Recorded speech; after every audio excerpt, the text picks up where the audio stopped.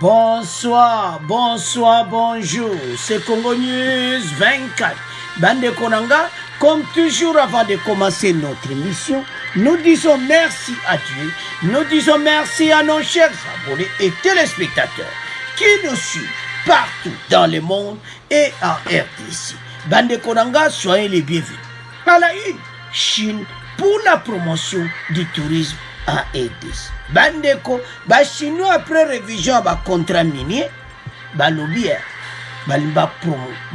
ça la promotion, il y a tourisme dans biso. Alors Bandeko, et ça sont mon émission yo, peut-être développer ensemble.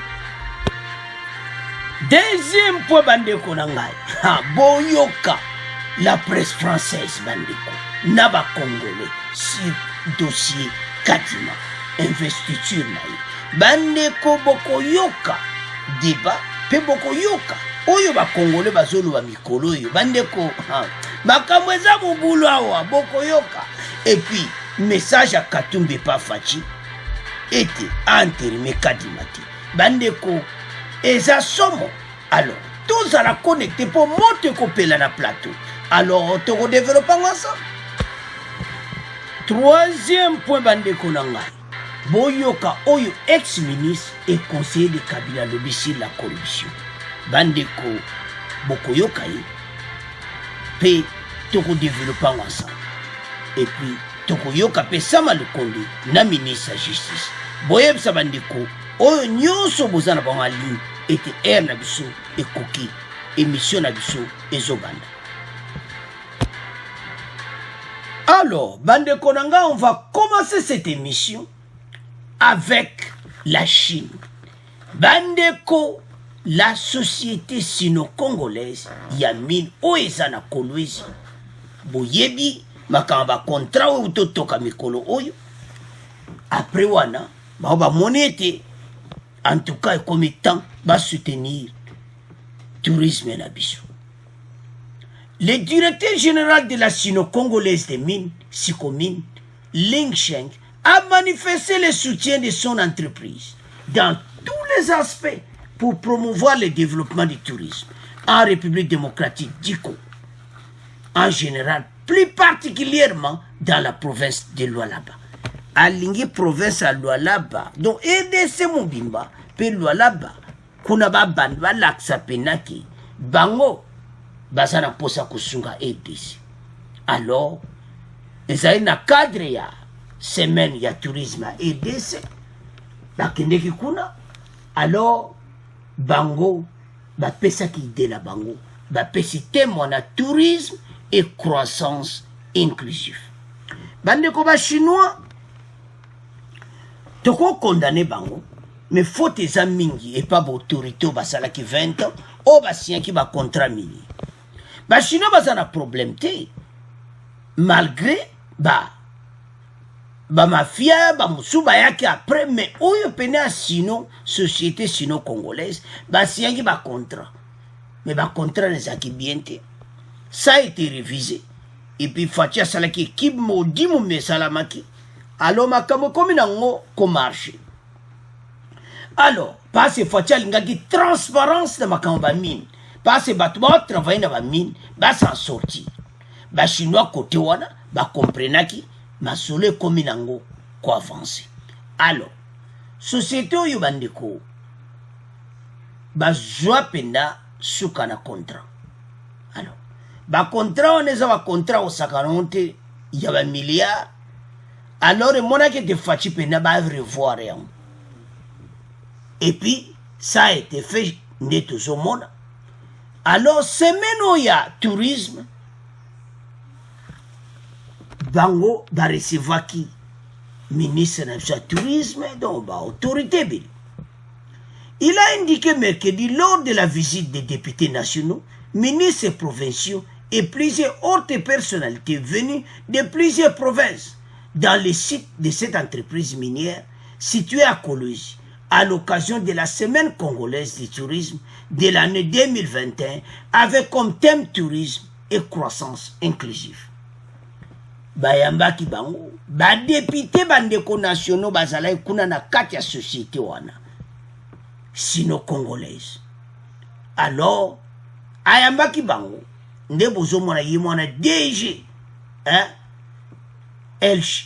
Li Sheng ayambaki bango basololi nango masolo bango badeside baaccompagner tourisme na biso. Alors bandeko bayebi musala bachino ozomona soki osali cope na bango bien parce que cope oyo gouvernement ex-président Kabila bacontra basinyaki na bango makambo ebele ezalaki bien te yango atozoloba ti est-ce que bato atu bayaki tout autour ya Kabila est-ce que balingaki vraiment koede parce que bachinois baya na makambo ya kitoko baye nango na mboka na biso investissement moko ya makasi na Chine bamini mais bacontra nde ezalaki mabe baza na bonne volonté tandi bandimi kosupporter tourisme ezolakisa dia bonne volonté toboyi te de l'autre côté tokocomprendre mpe baoflate mpe mboka mpo bayebi ke barevision bacontra esalami awa tika tolengela RDC. Alors makambo ya tourisme bandeko Chine eza kodevelope na vitesse moko mboka na bango bandeko Chine toyokaka eza Chine lelo ti baaméricain baza kobanga barusse baza kobanga parce bazokende na vitesse de croisière vitesse moko impossible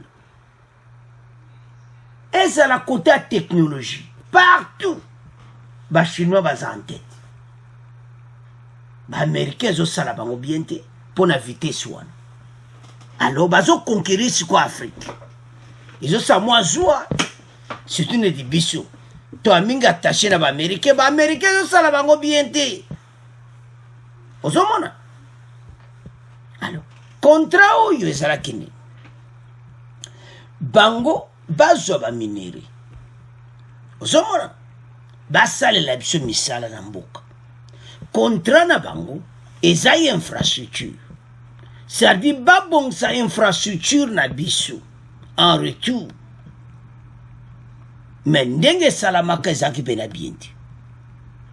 Alors me baarrange makambo wana sikoyo bamoni te bakota na kati ya tourisme bachinois so bapromouvoir eloko boyebake kozala nango bien mpo bango batiaka diserie yango so bamboka na boyo ezochange bandeko travail ezosalama baza pene oyokaka kote baaffaire te bachinois mpe na bayebi toboyi te bazala na bamayuya na bango na bamonyato mpe na kati ya babiloko basalaka omona eloko bomeya monyato nango ebimi na Chine donc eza bato na bango nde basala bamakambo mais so bango moko mboka l'État bazokende na vitesse 21e siècle oyo Chine pena na États-Unis doyoka motu bazobetana pena mitu mpo bazokende mpenza kala bazalaka boye te baaméricain basuduki trop tard baza nde mayele kote balard. À cette occasion, le DG de la SICOMIL a salué le patronage du président de la République, Félix Antoine Tshisekedi Tshilombo, de la semaine congolaise du tourisme, organisée au Lualaba, en vue de faire du tourisme un des piliers majeurs de la diversification de l'économie nationale. Yango nde balobi ape bakosala bongo me bafélicité nde Fachi. Félicitations à nous au fond du cœur. Déjà, il y a des gens qui ont fait. C'est pas contre. Donc, oyo bosalaka liboso, awa basali odi nango, ba vérifier wa pere, wa place ezalaki, ba continuer mosala. Parce que bango il faut ba tonga. D'infrastructure makambo ebele. Mais be échange wana ezaki bien te direct na ba minere. Et moi qu'il fallait qu'ils allaient la revoir. Tout y éviter. Gouvernement wana. Est-ce que vraiment baza ekoyebo bazo sabane ko boko yoka ba ex-ministre na ya Kabila. Ya justice, ex-ministre à tourisme et je m'excuse, ex-ministre ya justice na ex-conseiller na boko yoko bakolo bana. les états généraux de la lutte contre la corruption. Donc, ce qu'on t'a dit, c'est un professeur. Mais pourquoi il y a Kabila? Pourquoi il faut un contrat partout? Pourquoi il faut un bon? Tu vois, on émission. Tout ça a connecté pour ma poésie. Alors, les Chinois ont télémi, ils soli ke kitoko. Alors, balimba kota na tourisme. Kalate, tu remontes un changement danger dans le niveau de tourisme. Pour bango so ba lobe loko ba salon na ndenge mususu. Ba changer le système. Alors, ba américain, ba tout bazolinga ba travers so bazo banga ndenge ba chinois bazo kota na masulu. Bazo lenga po ba chinois côté wana. Pas de blague. Côté business, ba ibi. Alors, tout qui premier point na bino, tout comment qu'il y a deuxième point.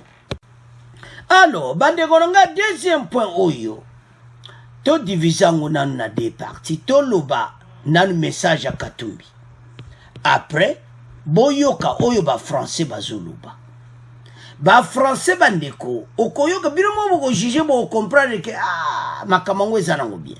Makamakadi meke nango bien. Ba français bazo défendre. Donc, aux hommes, on a peine que journaliste français n'a pas congolais, aux hommes, on a peine que azotia ba congolais lanzila. Parce que Kadima a international à Zamakasi. Yango aux hommes, on a appuyé les Zamakasi. Tant que français bandimi, ma sous les avres. Mais tout ça, y a pas. Bokoyoka extrait bandeko. Bokoyoka ba preuve na. Mais tout le monde a Katumbi. Katumbi demande à Fachi de rejeter la liste entérinée. Katumbi. Alors que nous nous approchons des prochaines échéances électorales, les mêmes méthodes dénoncées hier pour imposer à la tête de la CENI un homme politique controversé ont repris. La contestation a gagné. Les institutions, démonstration est faite qu'une poignée de compatriotes outrepassent les textes des lois pour assurer leur maintien au pouvoir. Leur attitude met gravement en péril la cohésion nationale. Écrit Moïse Katumbi, le chef de l'État. Il y a l'obéké. Il faut Kadima, de l'équipe Nyos à Séné, le de Kadima, dans l'équipe à Moubimba Balongola yango. Katumbi. Donc Katumbi a prêt à quitter Nyos Sacré. Bon, so quitter.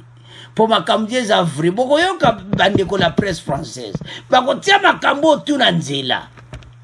Le parti de Moïse Katumbi a dénoncé un cafouillage orchestré par le bureau de l'Assemblée nationale.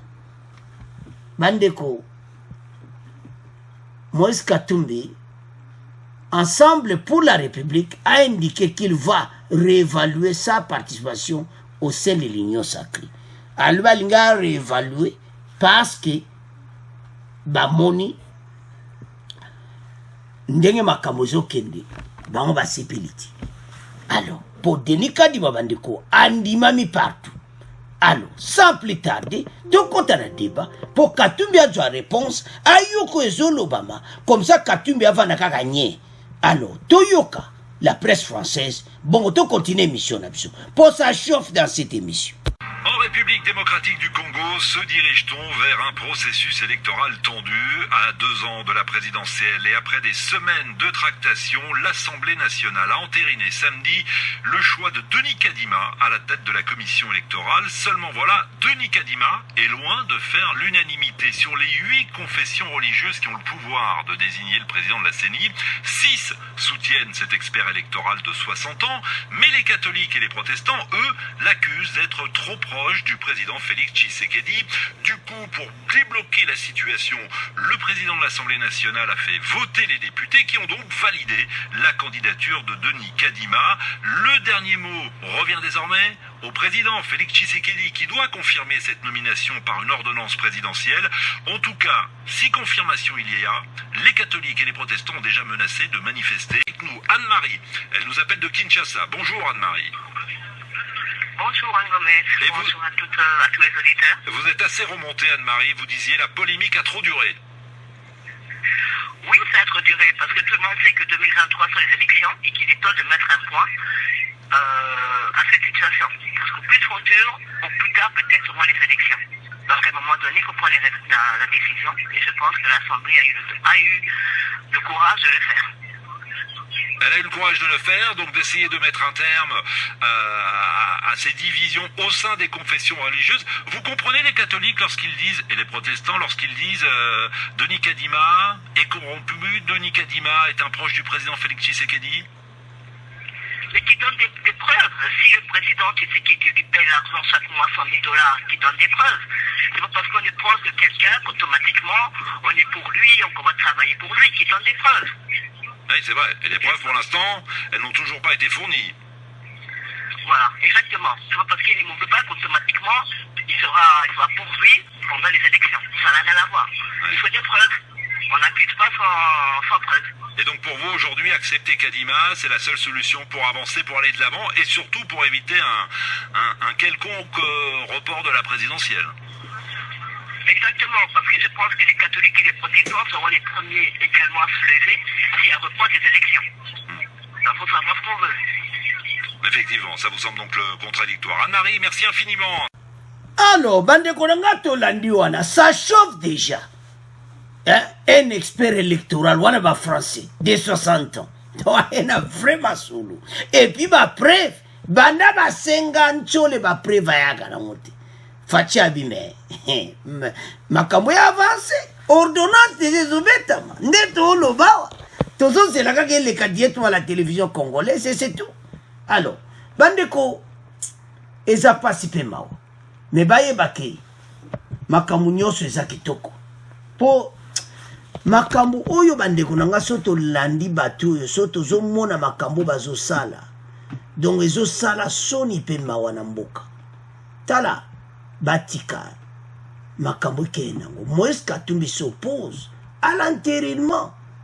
Aza ko s'opposer penza na makambo. Alors que tolandi wana peuple maboko polele. Peuple a lobby que tozeli mingi. Journaliste français Atouni. Bongo sikoyo alors me balak ça va preuve. Il n'y a pas de preuve. Kalate fumée blanche. Donc ebi mapenza oyo kapena ke bimi masolo kitoko parce que to lembi. Bandeko tozo kendeti wapi. Un candidat valable français, un expert en matière électorale internationale. Mais bango, les églises catholiques et protestantes, bazolo baki, yi moutna kuda salite bolobi corruption. Moutna kuda sali le côté, wane komi mensonge, parce que tout le monde est le côté. Alors, ndeko moi si wana a lobby pendant me ba l'acception ba preuve. Tozeli mingi, eza soulagement ko saka de bandeko. Tambo yoka o ezolanda, eza som. Alors, et l'autre on doit attirer attention na ba Congolais. Tala. To tchaka be mission pour biso tout yoka. Ezala te au Congo News 24 mutalobi. Biso nyos to yoki ba français wana nde bazo défendre que il n'y a pas de preuve. Il n'y a rien. Hein? Un expert royé moussala batika sala. Parce que bango basaki pour beaucoup yoka bandeko na deuxième partie. Donc c'est la deuxième partie. Bango bali bazalaki pour bamona kaza expert en matière électorale bandimi l'église protestante catholique bandimi. Mais lelo oyo baya koyebisa biso ke voilà mais raison nini bakopesa biso ba congolais. Pas ça na raison te. Abenchule oyo nyonso abimisaki atikala kolakisa ta preuve te. Alors basango mibale batelemi wana église protestante église catholique bokundoa na ambongo bango nde baza nteta masulu. Alors lokola baza nteta masulu balakisa bakongolais ba preuve. Bakongolais n'ont pas de problème sur tout ça. Et loko ba congolais bazo senga eza ki ba laksa ba preuve nango ba de gozo sala soni komona oyo nyonso tozo vivre parce que mboka na biso ekoki kovivre bamakambo oyo te ekomi ntan bakongole botelema totelema parce que tozomona eloko bazoboya ye te tozomona eloko bazoboya Denis Kadima te bato nyonso bazomona ke ye aza penda candidat valable. Alors sans plus tarder toyoka lisusu bandeko mosusu oyo pena moto na bamosusu bazoloba ke o baza contre yango et puis après bozoyoka journaliste français azoyebisa bango non likambo mosusu balakisa bapreuve nango et puis soki balobi yo ke bakongolais basepelaki et c'est so bakongolais basepelaki en avance elobi ke eza corruption na kati non. Alors tolanda deuxième partie pour ça chauffe bon on continue émission na biso. On est dans le sud Kivu. Philippe, soyez le bienvenu, bonjour. Bonjour Anne et bonjour à tous les auditeurs. Dans la capitale, à Kinshasa, dans quel état d'esprit êtes-vous? Nous sommes dans un état d'esprit de satisfaction d'abord. Vous le savez très bien que ce processus du choix du numéro 1 de la CENI, ça a beaucoup traîné. Et je rappelle que le rôle de l'Église, c'est de créer la concorde et non la division entre le peuple. Au jour d'aujourd'hui, la représentation nationale a adopté ce processus, entériné les noms de 12 membres sur les 15. Nous implorons le président de la République de pouvoir entériner aussi cela et promulguer. Parce que les élections, c'est pour bientôt. Les valeurs qu'incarnent ces gens qu'on a votés sont des valeurs dignes. Elles ont l'expertise, toutes ces personnes. Oui. Donc, mais Philippe, Denis Kazadi, Denis Kadima, cristallise les tensions. On voit bien qu'il ne fait pas l'unanimité. Peut-on mettre à la tête de la commission électorale une personnalité qui est d'ores et déjà contestée avant même que sa nomination soit confirmée par le président de la République? Nous devons retenir tous aujourd'hui que si on doit incriminer quelqu'un, on doit avoir de preuves tangibles de son incrimination. On ne peut pas comprendre aujourd'hui que Denis Kadima, avec toute l'expertise qu'il a, aujourd'hui, pour qu'il ne serve pas son pays. À moins que sur les 8, vous avez 6 qui ont dit oui à Denis Kadima. Pourquoi ne pas accepter? C'est aussi ça la démocratie, c'est la loi de la majorité. Oui, c'est un peu ce que disait un auditeur, s'il faut que je retrouve son commentaire sur les réseaux sociaux, qui disait mais l'Église catholique, les protestants plaident pour le respect des valeurs démocratiques, ils veulent des élections transparentes et eux-mêmes déjà ne respectent pas ces mêmes principes démocratiques pour le choix du président de la commission électorale. Philippe, ne raccrochez pas, je vous présente Dieu le veut, bonjour. Bonjour Juan Gomez. Alors contrairement à Philippe, vous dites nous, on va droit dans le mur. Je reprends vos propos, les propos tenus au standard. Exactement Juan, nous allons droit vers le mur. Cette situation commence depuis, je pense que ça fait déjà plus de 3 mois que nous sommes en train de tourner autour du pot quant à la candidature de Denis Kadima. J'ai entendu certains auditeurs demander des preuves. Des preuves, il y en a. Ouais. Il y a des preuves, il y a des députés de l'Union sacrée qui ont jubilé. Ils ont déjà crié victoire avant même qu'il y ait des élections. Et il y a aussi les partisans de l'UDPS qui ont pété, si vous ne le savez pas. Qu'est-ce que ça veut dire? Oui, Dieu le veut. En soi, ce n'est pas parce qu'un député, membre de la majorité, se félicite du choix de Denis Kadima que forcément les élections seront truquées, Dieu le veut. Non, en fait, je vais vous poser une question, Juan. Posez. S'il y a, par exemple, un match entre le PSG et Lyon, et quand la Fédération française décide de mettre tel arbitre pour ce match, et que vous voyez d'un côté Jean-Michel Aulas avec son équipe en train de jubiler pour l'arbitre, qu'allez-vous penser du match? Vous allez dire que non, c'est l'arbitre et le président de Lyon a influencé la fédération de choisir un arbitre de son obédience, vous voyez un peu. Ouais, donc pour vous les dés sont pipés, alors que faut-il faire? On remet à plat le processus de désignation du président de la commission électorale? Ce qu'il faut faire, c'est que le président Tshisekedi doit jouer à la sagesse. Il doit être l'église au milieu du village. Il ne doit pas suivre les intérêts partisans des autres et aussi négliger notre temps. Parce que les confessions religieuses, l'Église catholique et l'ECC ont voulu le voir, il ne les a pas reçus.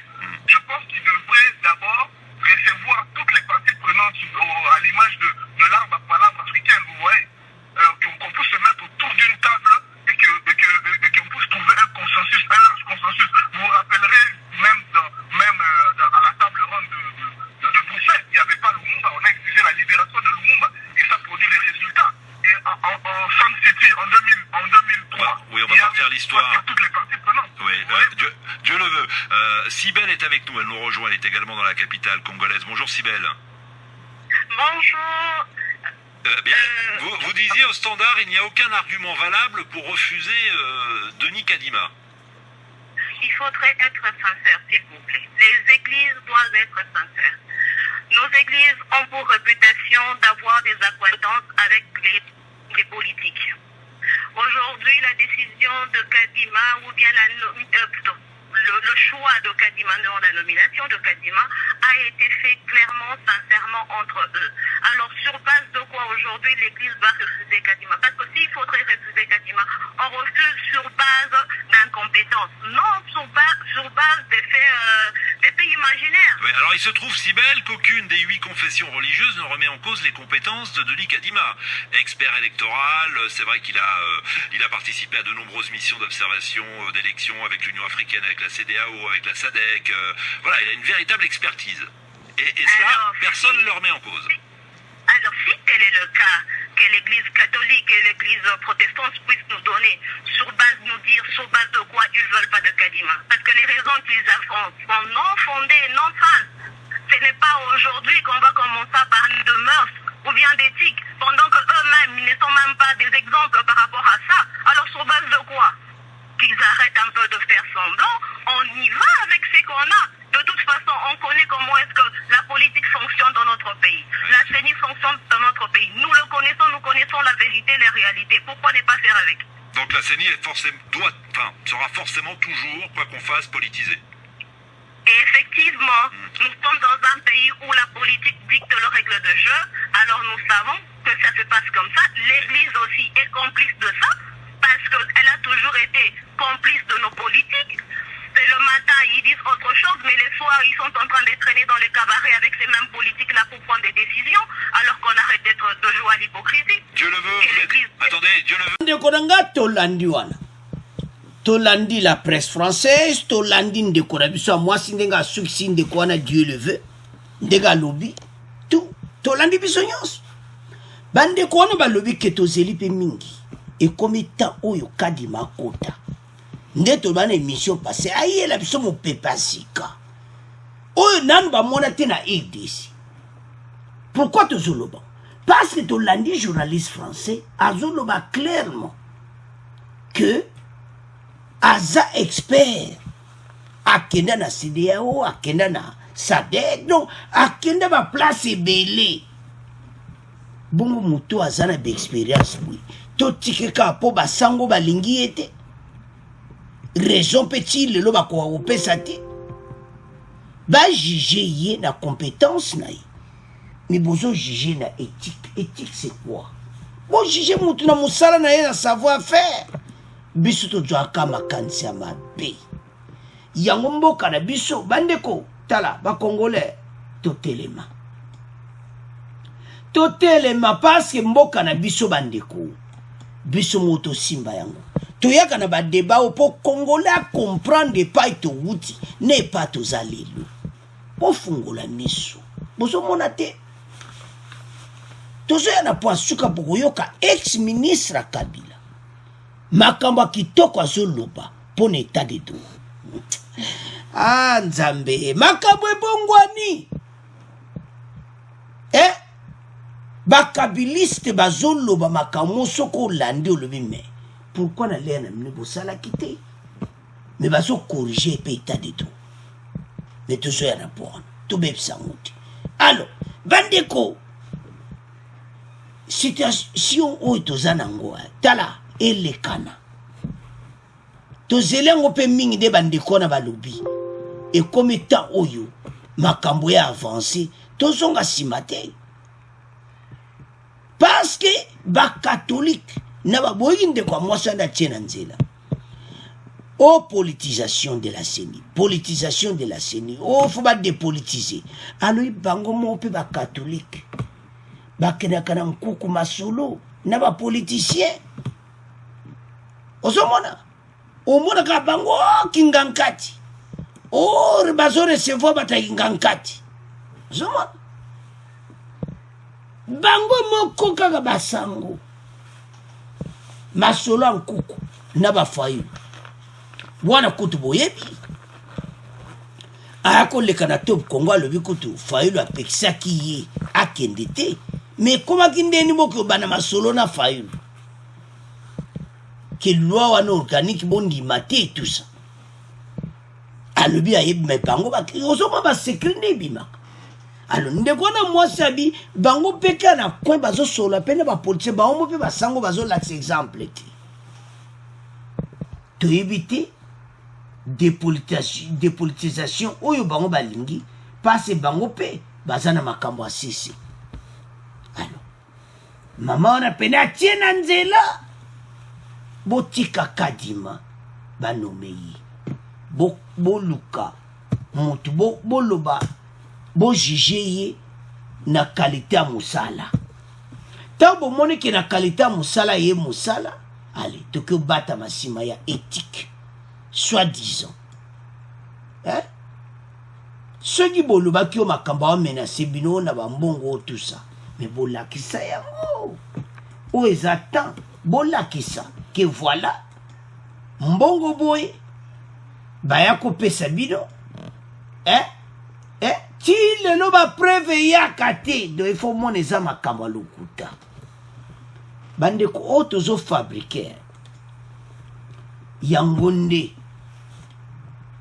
bazoya nango te alors ekomi temps Faci a publié kadima do eza esu likama kozela te bakongole bazeli mingi ntango tootia baémission baconseiller ya chef de l'état boyebisa ye asalela biso ordonnance toza su na ntango koperde te kadima abanda mosala semaine oyo bakongole baza na posa kadima ordonnance présidentielle ale investiture ya kadima esalama parce tokolanda esu basango te bango baza na baagenda kashe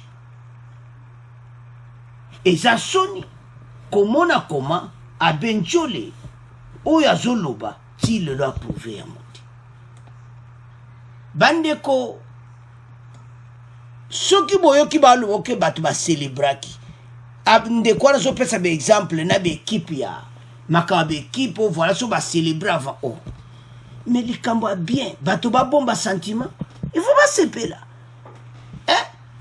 abi bato mosusu kutu basali na bafeti ngai bato baza na problème bato mosusu bakopike bacrise donc oyoki wana aza moto opposition à cause de moto ensemble pour les changements bon nayebi te mais ndenge azoloba bi ke bato basali fete ya kosakana nango te ezolakisa déjà ke bakotriche élection journaliste atie na nzela abi eza bongo te soki basepeli mobeko oyo ezwami elobi te ke ekozala non bango basepeli décision oyo ezwami elobi te ke ekozala o tricherie ekozala na élection donc carrément journaliste français a corrigé ye donc alakisi ke ozala ozoloba na ah non biso mawa tro soki mondele nazokorrige yango mona mboka na biso eko avance te pase na makambo aboyi soki bato basepeli okopesa na baexemple ya bamatch ya football mais eza mawa tro pourquoi kopesa bamatch ya foot à quoi sert toza na makambo ya mboka toza na makambo ke bato bazosepela eza mpo makambo ya bien swami bo basepela te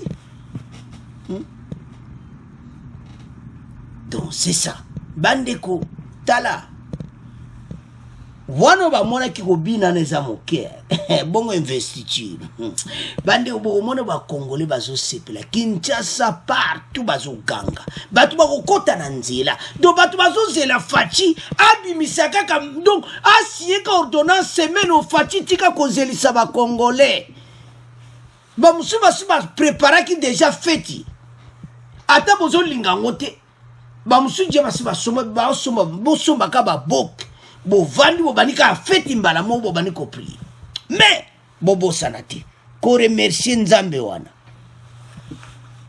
Nzambe asunga RDC tokeli boso pourquoi banguna Congo bandoki ya Congo ba telemi maseke wane wezake ba sekora pene telemi boy mais maseke wana e baniko gunzamo et lobi Lambert Mendi donc le bana Lambert Mendi Katumbi oyoka ki Lambert Mendi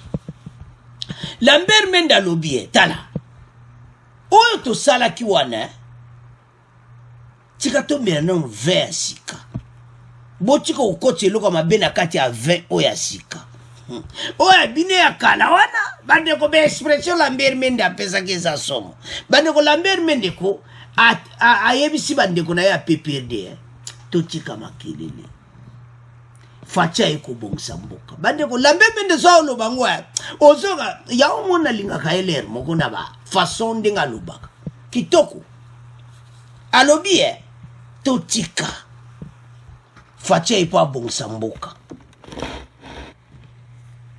botika choix Kadima ezaki forcé ezaki clair Lambert Mendi alobaka en clair na yebite mais Katumbi eso yoka kinde Lambert Mendi alobaki alo Katumbi bozonga na nzela o Katumbi azolobaki ndenge seni oyo ezali il faut revoir à évaluer participation na maone union sacrée to yebite soka ko quitter mais to yebise to pesa un message Katumbi soko quitter ensemble Kabwani pour bato ensemble to baza pena pour Faci baza pour Moussa Lezo Salama baza pour Kadima azala présence donc soko salango bien de Katumbi parti ne ko panzana wana ka conseil to pesi mais bandeko na ndenge makambo ezokende o tu bazo lobe comme na ngorien peuple asepeli to landi biso nyonso wana alors échauffé déjà moto déjà sepela ki déjà pesikoyo makama kitoko ezobima ba congolais bazozela fumée blanche semaine oyo Kadima azala investi mosala ya seni ebana alors chef de l'état bimisela biso c'est la biso ordonnance et le kana eten sata lobby ba congolais bazozela Faci sala masulu poto avancer alors toyoki nde bazo corriger na bandeko na biso na ba France alors totiki deuxième point tomoke na troisième point alors bandeko na ngai tokomi na point oyo boyoka oyo ex-ministre et conseiller de Kabila Lozolo Pambi alobi sur corruption bandeko awa tozomwande baza koinsiste makambo oyo ndenge baza koinsiste ba dossier ya justice makambo minene ezali awa eza ya koyinda deja parce que na ndenge makambo ezokende bandeko les états généraux bandeko makambo eza minene parce que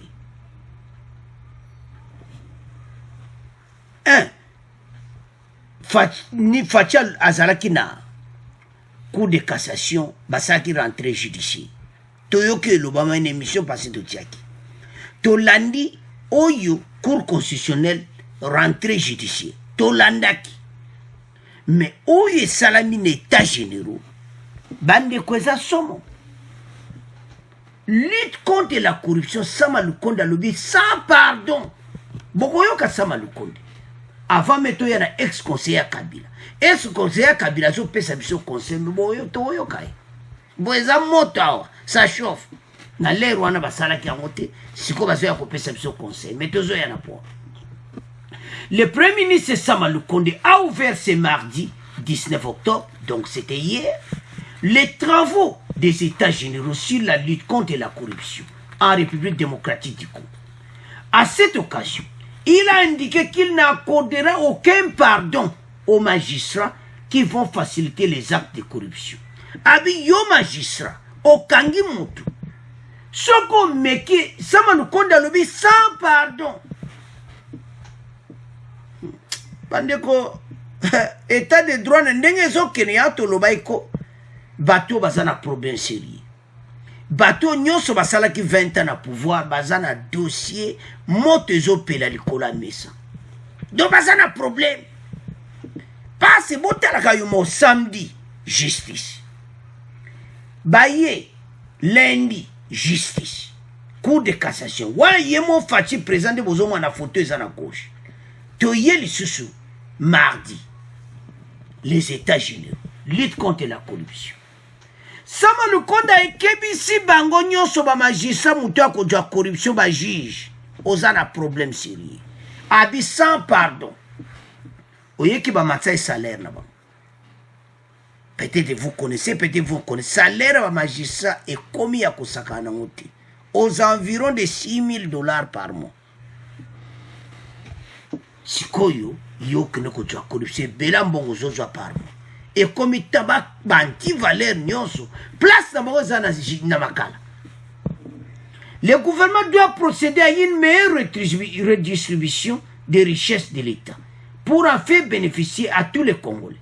C'est ici l'occasion d'attirer l'attention singulièrement des magistrats, des agents de la police judiciaire qui doivent pleinement jouer leur rôle.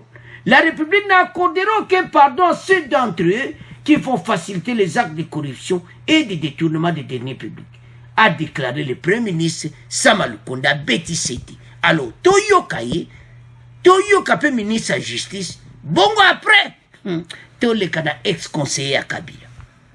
Autre nouvelle, diagnostiquer l'état des lieux de la corruption et se projeter pour un meilleur avenir, c'est ce qui explique la tenue des États généraux de la lutte contre la corruption en RDC depuis hier mardi ici à Kinshasa. Le Premier ministre qui a procédé à l'ouverture de ces assises invite les magistrats et les inspecteurs de la police judiciaire des parquets de bien faire leur travail de répression contre ce fléau. Reportage, Jeff Ngoui. Il faut évaluer la lutte contre la corruption à travers son cadre juridique, relever les défis et trouver des pistes de solutions. Selon le Premier ministre Sama Lukonde, l'apport des magistrats est très attendu pour améliorer le climat des affaires. C'est ici l'occasion d'attirer l'attention singulièrement des magistrats et agents de police judiciaire qui doivent pleinement jouer leur rôle. La République n'accordera aucun pardon à ceux d'entre eux qui auront facilité ou ouvert tout acte de corruption ou de détournement des deniers publics. Pour Rose Mutombo, ministre d'État en charge de la justice, malgré de nombreux instruments juridiques, le mal est toujours là. En plus des instruments juridiques internationaux et régionaux de lutte contre la corruption auxquels la RDC a adhéré, plusieurs institutions ont été mises en place pour lutter contre ce fléau. Malgré cela, ce phénomène reste à ce jour présent. Qu'attendre de ces assises? Lucien Toulou, team gouvernance du PNUD, qui appuie financièrement et techniquement ce forum, explique. Examiner le cadre juridique et institutionnel qui permet de lutter contre la corruption et dégager un certain nombre de pistes de réformes qui permettraient à la lutte contre la corruption d'être beaucoup plus efficace. La question de réforme et harmonisation des textes et mutualisation des efforts des institutions sont au menu des discussions. Et puis, alors, bande konanga tolandi biso nyonso. Message ezaki clair et pas ya bango ba magistrat. Ba juge ba keba. Parce que il faut ba yebisa bango tala ba bongsi bino salaire. Keba na corruption. Et kozala sans pardon na yo juge au du corruption parce que yangonde ezo bepse ta de droit. Pourquoi? Baeki ba okoma na ba situation moko kuta na bato ya o basali 20 ans na pouvoir. Bato basala ba grand bala. A bendi ba millions de dollars. Aye pa juge a pesi mbongo. Juge atiki na yi. Yango ba pesi bango ba yebisi bango ba kebisi bango. ke makambo wana te Sama Lukonde ayebisi bango pour mission ba Dieu pas fatia eza ke bozwa corruption ti bosala musana bino probande ko so ba obenda ba matoyi boza pona banani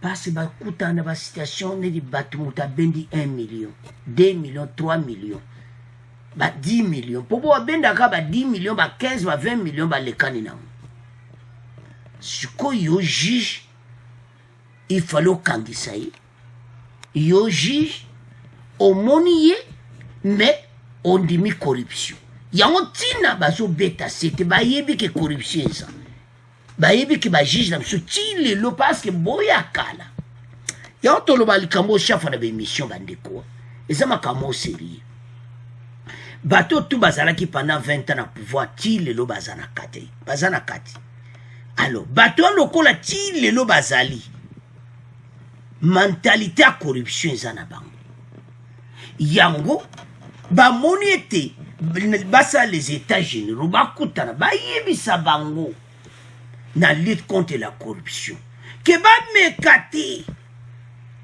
bameka kosala makambo oyo te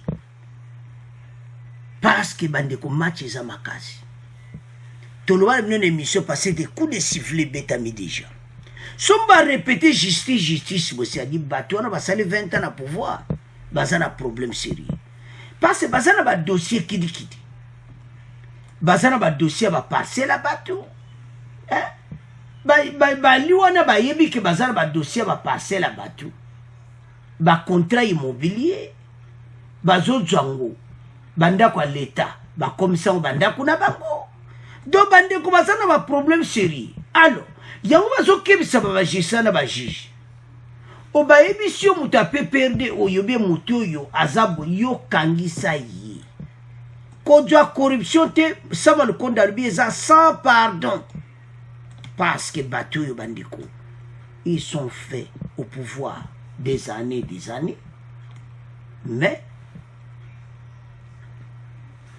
mboka bakomisaki yango lokola so place ya nina yango bazoyesa bamagistrat parce na kati na bango bayebi pourquoi bazoloba bongo omoni ke makambo toloba na émission passé si na kati ya bamagistrat bato mosusu mpe wana ya gouvernement akala baza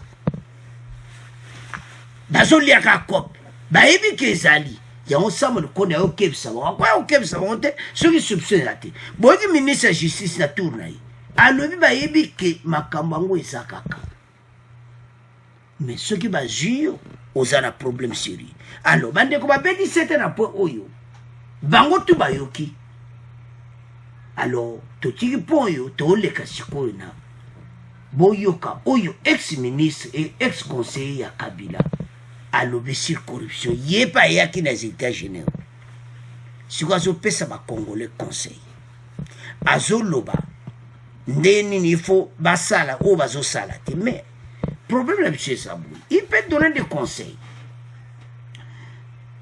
Bandeko, professeur le Zolopambi, Azala Kiwana. Bandeko, Bavanda Kina Kabila.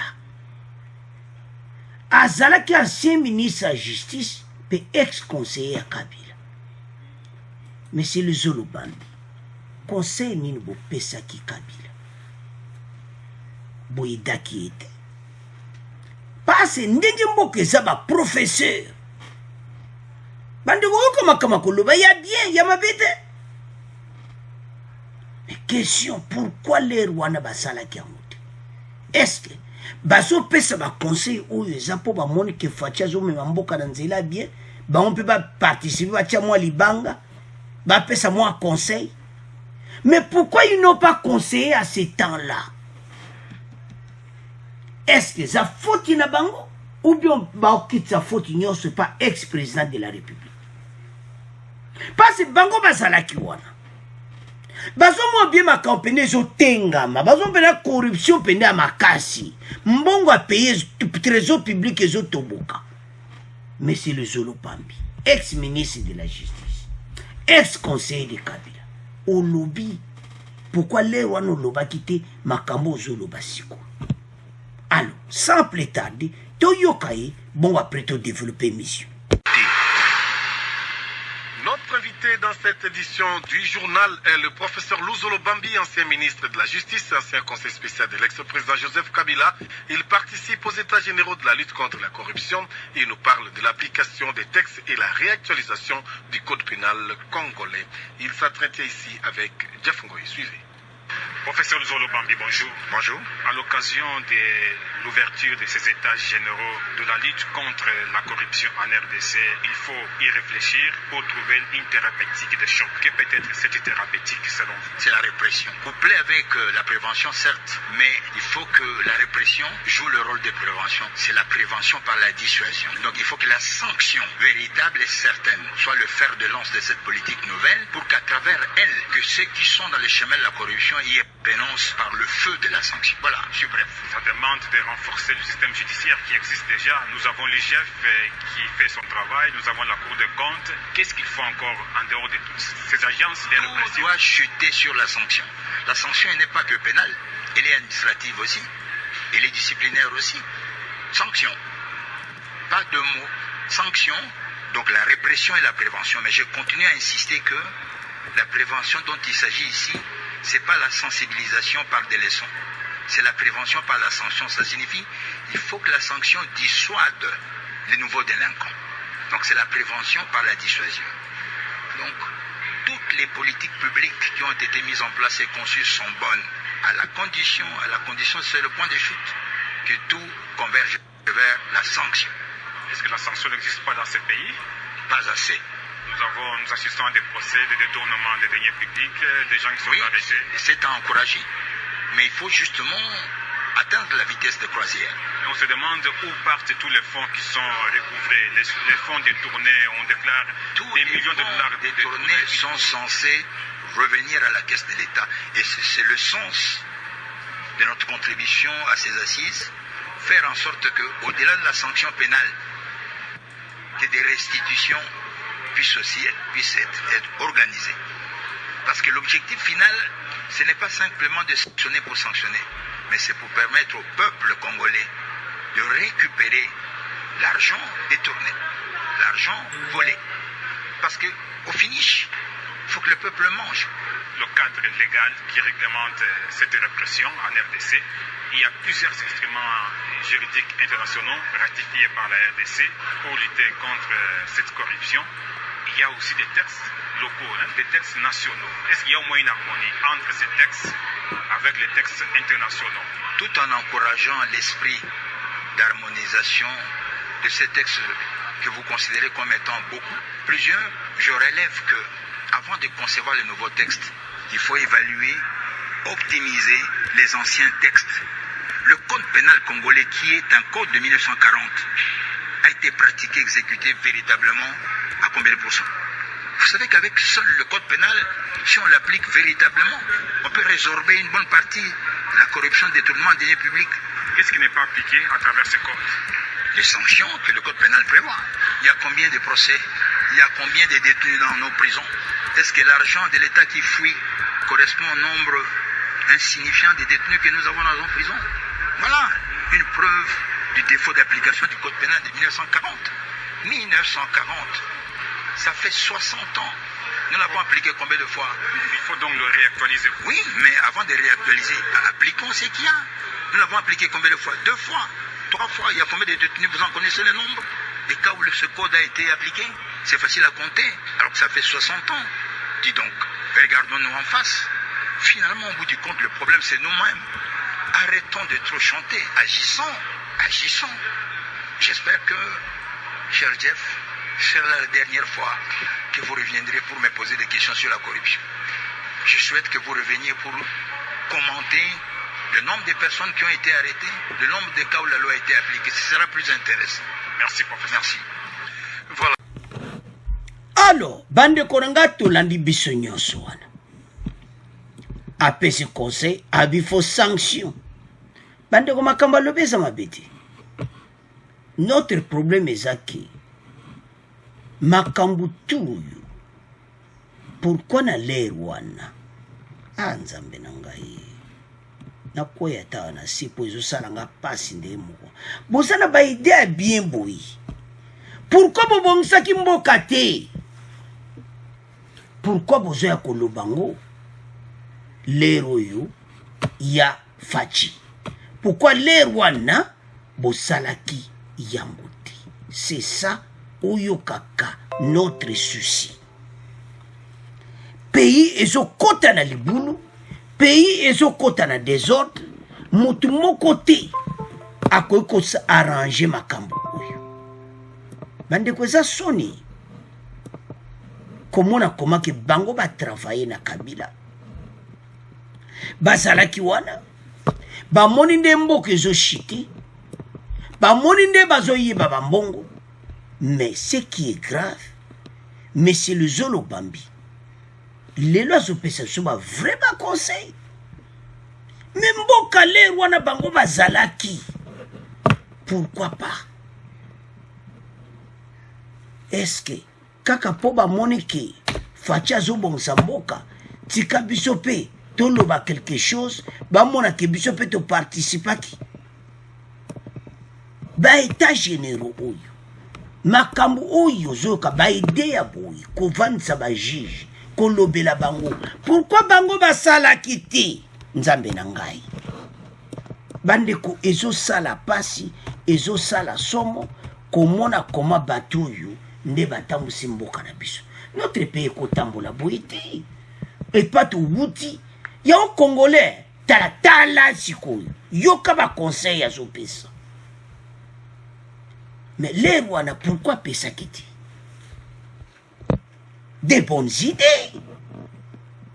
Il faut sanctions à la makasi. Et ça makamba bien. Mais na les wana batu bambongo nyonso esili na trésor public. Pourquoi vous sanctionnez qui pète les wana? Mbele lero lozo pesa conseil zane sengo. Mais c'est le Zolo Bambi ba congolais ba koyoka mais ba kozwango pindati parce que bazon di mati façon oyo fatia kutimboka oyo. Pays moko do mawa notre beau pays congolais na mboka na yi aza ko souffrir. Injustice, impunité, donc bata pouvoir. Congolais, donc ozoka corruption.